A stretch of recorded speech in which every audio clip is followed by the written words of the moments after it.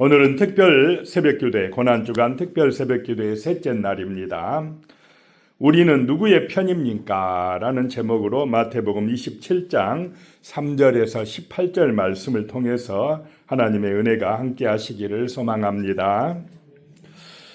먼저 첫 번째, 회개가 아닌 후회가 문제였습니다. 가룟 유다의 문제입니다. 회개했으면 좋았을 텐데 회개는 못하고 후회하고 끝났다라고 하는 것입니다. 자, 우리의 삶에서 후회만 하지 마시고 인생에 문제가 있을 때, 나의 허물이 있을 때 하나님 앞에서 회개하고 돌이키는 은혜가 임하시기를 축복합니다. 후회만 하다 끝나면 안 된다라고 하는 것입니다. 3절에 보면 그때에 예수를 판 유다가 그의 정죄됨을 보고 스스로 뉘우쳐 그 은 30을 대제사장들과 장로들에게 도로 갖다 주며 그랬습니다. 예수님이 끌려가셨을 때에, 재판받을 때에, 빌라도 총독 앞에 섰을 때에, 그때에 예수를 판 유다가요, 예수님이 정죄됨을 보고 마음에 스스로 뉘우침이 찾아왔습니다. 저러면 안 되는데, 예수님이 사형당하면 안 되는데, 그 마음이 든 것입니다. 그래서 스스로 뉘우쳐서 예수님을 팔아먹은 그 은 30, 그 은전을 가지고 대제사장들과 장로들에게 도로 갖다 줬다 이 말입니다. 뉘우쳤다는 것입니다. 4절에 보면 이르되 내가 무죄한 피를 팔고 죄를 범하였도다 하니 그들이 이르되 그것이 우리에게 무슨 상관이냐, 내가 당하라 하거늘.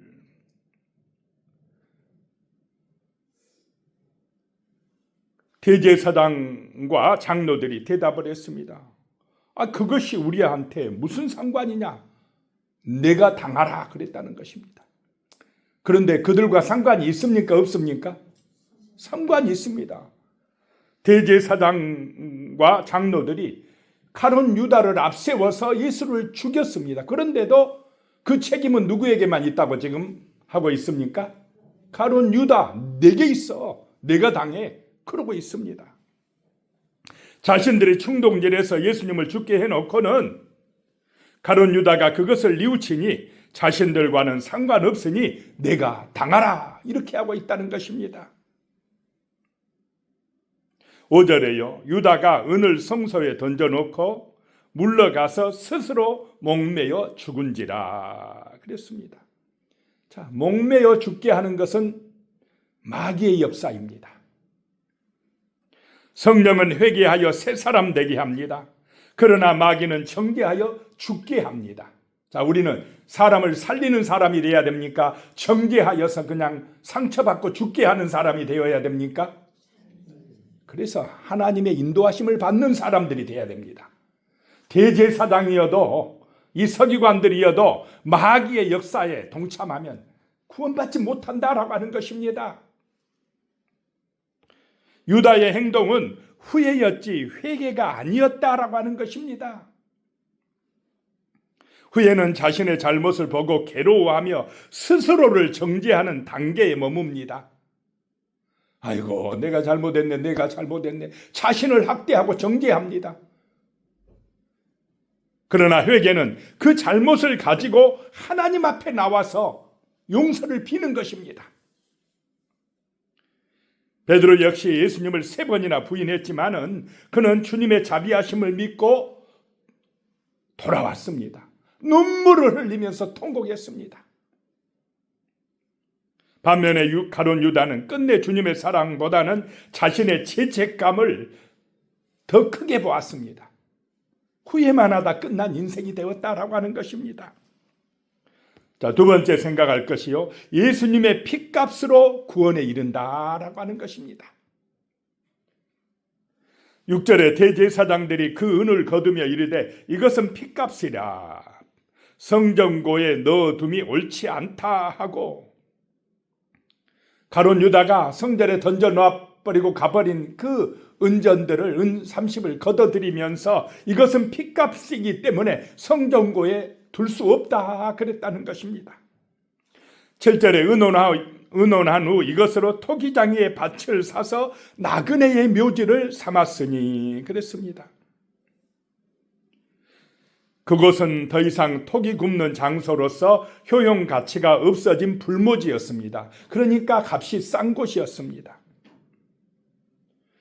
그들 유대 지도자들이 이런 결정을 신속히 하게 된 것은 아마도 나그네의 묘지에 대한 필요성을 느끼고 있었기 때문이었을 것입니다. 예수님의 몸값으로 산 땅이 예루살렘에 왔다가 불쌍하게 죽은 사람들의 묘지가 된 것입니다. 나그네의 묘지가 되었다라고 하는 것입니다. 8절에 그러므로 오늘날까지 그 밭을 피바지라 일컫느니라 그랬습니다.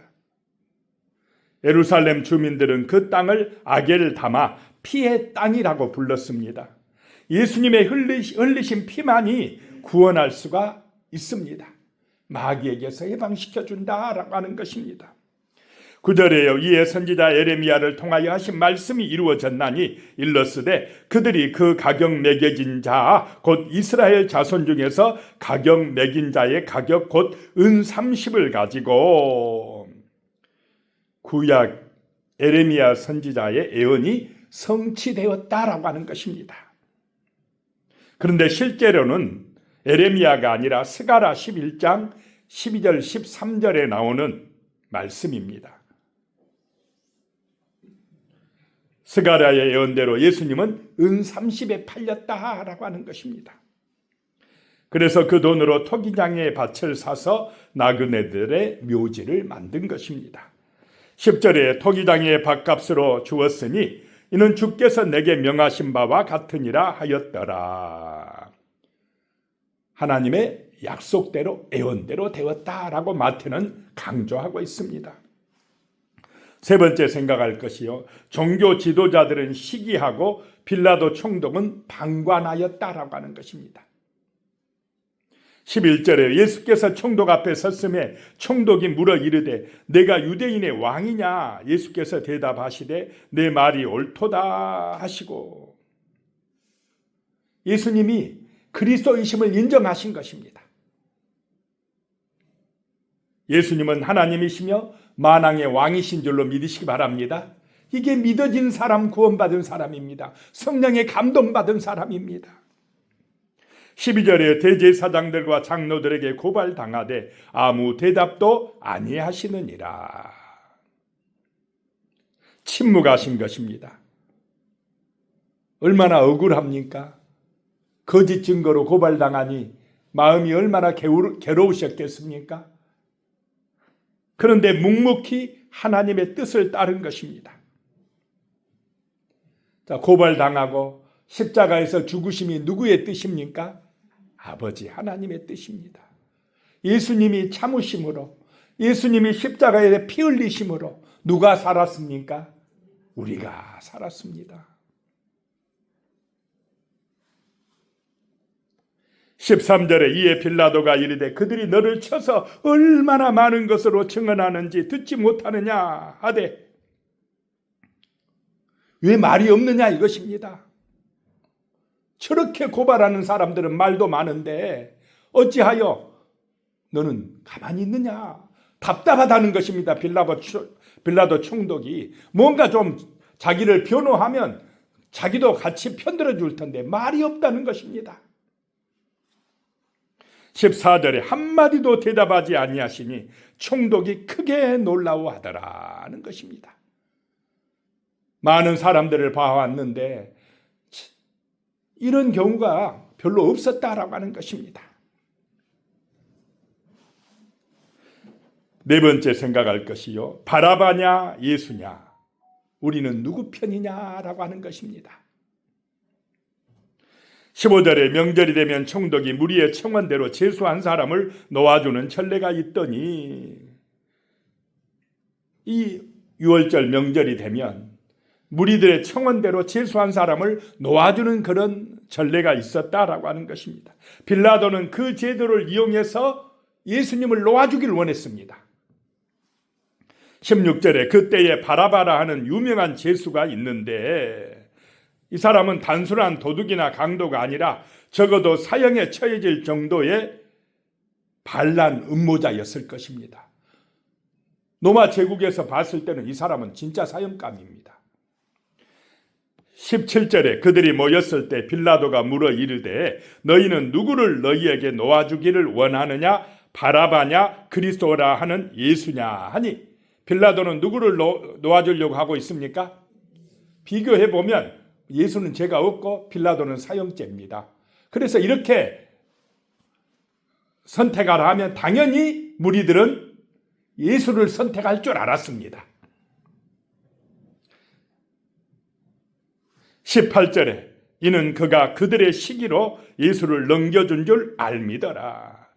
빌라도 총독은요, 대제사장들과 장로들의 시기심 때문에 예수님을 죽게 넘겨준 것으로 판단하고 있었습니다.